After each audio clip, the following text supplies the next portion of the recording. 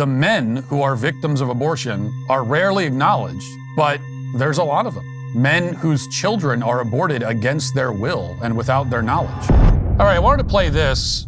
This is not exactly a headline, but it's interesting to me because this is a clip that's been making the rounds on X over the last couple of days. And I don't know why exactly all of a sudden now people are talking about it, but it has 15 million views over the last day or two, even though it's from a show that went off air several years ago.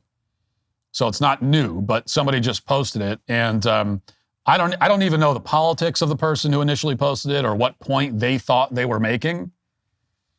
But I can say this clip is from, I believe, the HBO show. Yes, it is from the HBO show Girls, which is the Lena Dunham show from several years ago. And we do know that the creators of the show, including Lena Dunham, were definitely trying to make a certain point with this scene and with the entire show. These were like raging far leftists and feminists. So we know where they stand on the issues. We know what point they were trying to make. And instead, in this clip, they made exactly the opposite point of what they were trying to say. So in this scene, we see two characters who are dating, and the female character informs the male character that she just had an abortion. She aborted his baby. And now again, keep in mind, and there's another detail about this particular episode that I'll tell you on the other side of this clip that makes it even more interesting. But keep in mind, the writers and creators of the show expect us to sympathize with the woman in this exchange. That was the point. You're supposed to watch this and come away from it on the woman's side. So let's see how that turned out. Let's watch. I can't go for a run and I can't take a bath or use a tampon or have intercourse for like a week.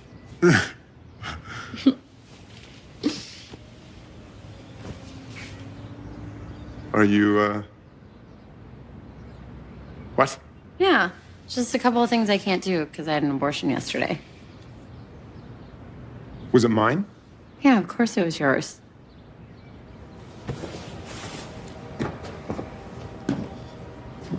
I didn't want to talk about it beforehand. I just wanted to do it. But I haven't shared with boyfriends in the past. I'm trying to be more open with you. So you're trying to be open with me. How many abortions have you had? I'm not going to share that with you because that is private. I'm not going to ask you how many girls you've gotten pregnant. None. It's not private. I've gotten no girls pregnant except for you now.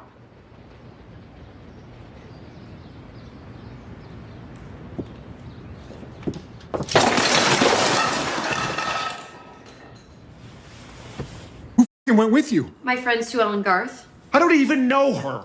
You'll meet her. She's a somnambulist. Who did it? Who aborted you? A doctor named Gunita did the procedure. She delivered my cousin's baby.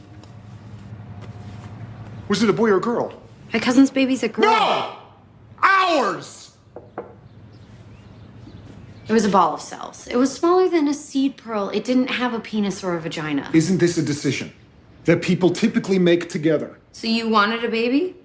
Maybe. That's kind of absurd. We've been together for less than 7 weeks. I don't think that we're ready for a child. Crazier things have happened. People do crazy things. My parents got married after a week. Okay, so we should have the baby and put it in your toolbox as a cradle and feed it sardines and tell it that you don't know my middle name? It's Rose! No, my first name is Mimi Rose. My middle name is Eleanor. I don't understand how you could do something like that without talking to me first. It's evil. You're right, you don't understand. Okay, so that's the scene. Now, again, this is a Lena Dunham show. The intention was to make the woman look like the good guy and the man look like some kind of, unhinged narcissist, some sort of controlling, power-hungry man. But instead, to any normal human, it comes off exactly the opposite way. Of course, we sympathize much more with the male character in this scene.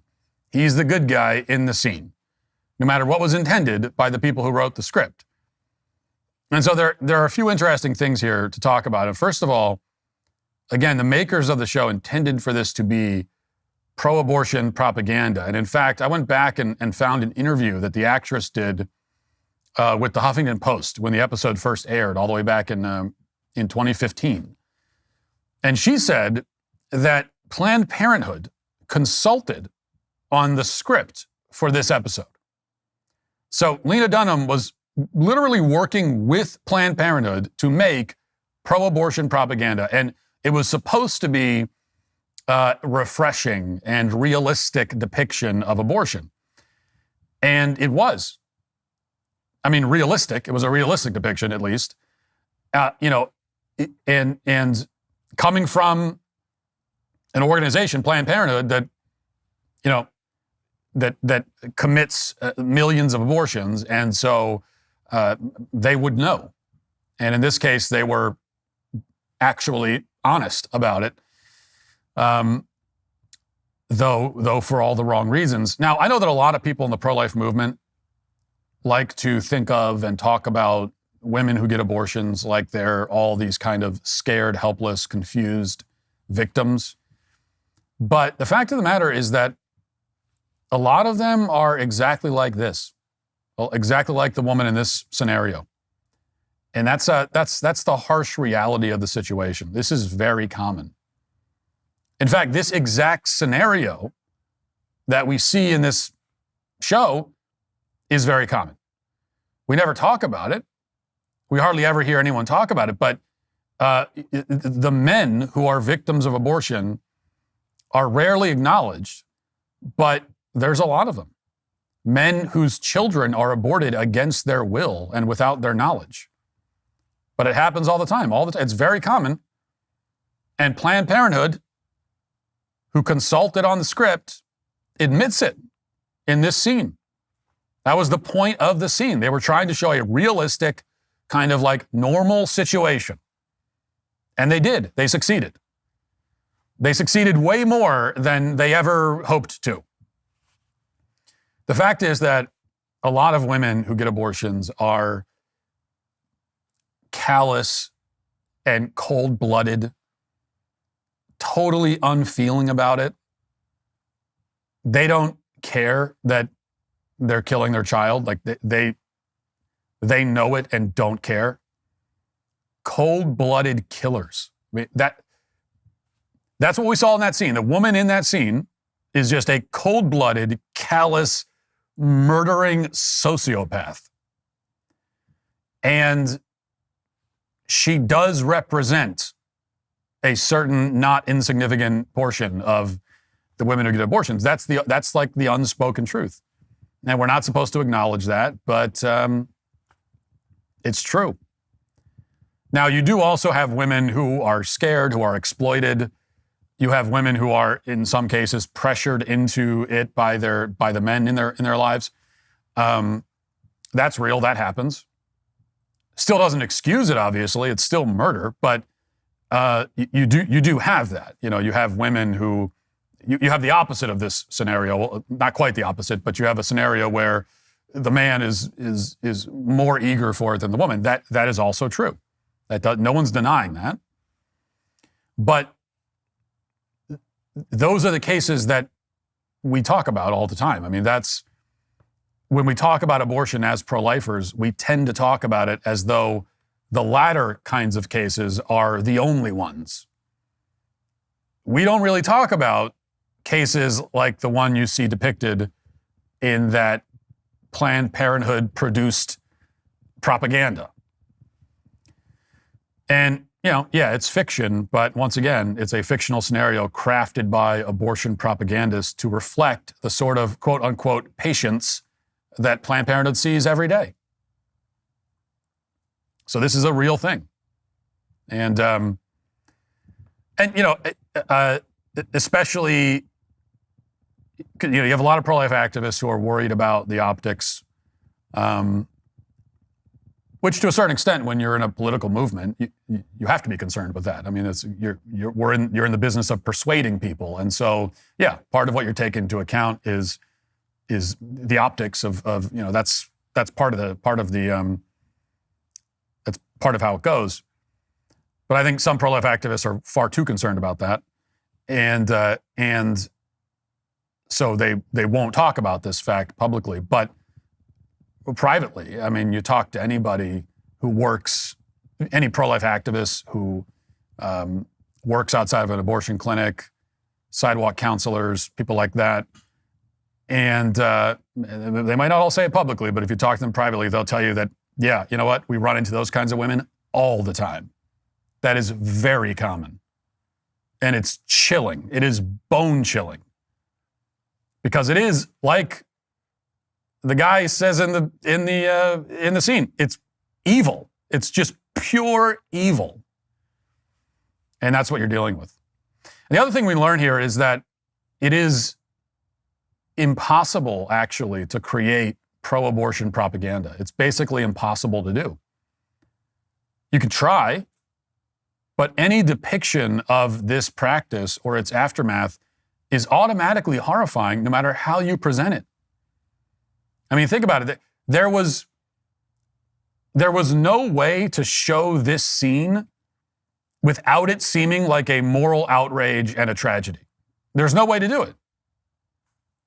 And leftists and feminists and pro-abortion people in Hollywood have been trying for years to figure out a way to solve this riddle, right? Figure out a way to portray abortion, in a film, in a TV show, where the abortion seems trying to figure out a way to portray it in a favorable light. And they've been trying for years to do this. There have been dozens and dozens and dozens of attempts, and all of them fail. Because in every case, when you watch it, as an audience member, it doesn't matter where you stand on the issue, you watch it and you're like, this is horrifying. This is terrible.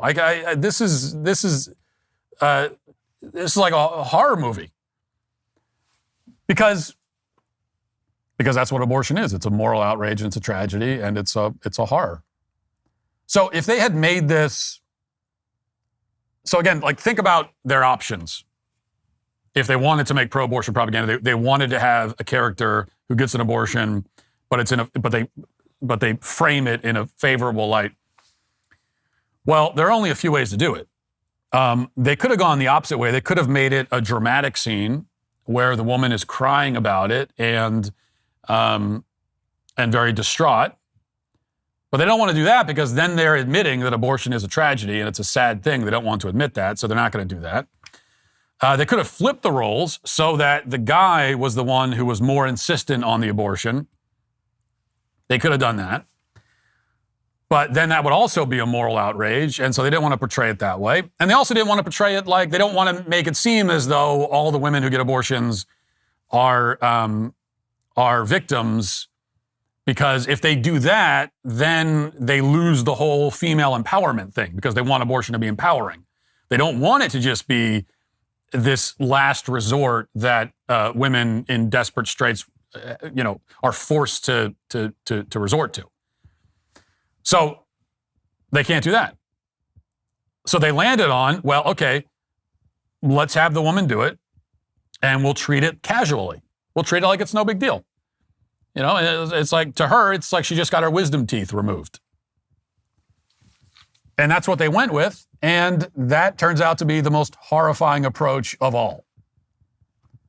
Because there is no non-horrifying way to approach a horrifying thing. That's what it comes down to. If you'd like to see what else I have to say, you can access my full show by going to dailywire.com or by going to the Matt Walsh Show Twitter page. Hope to see you there. Godspeed.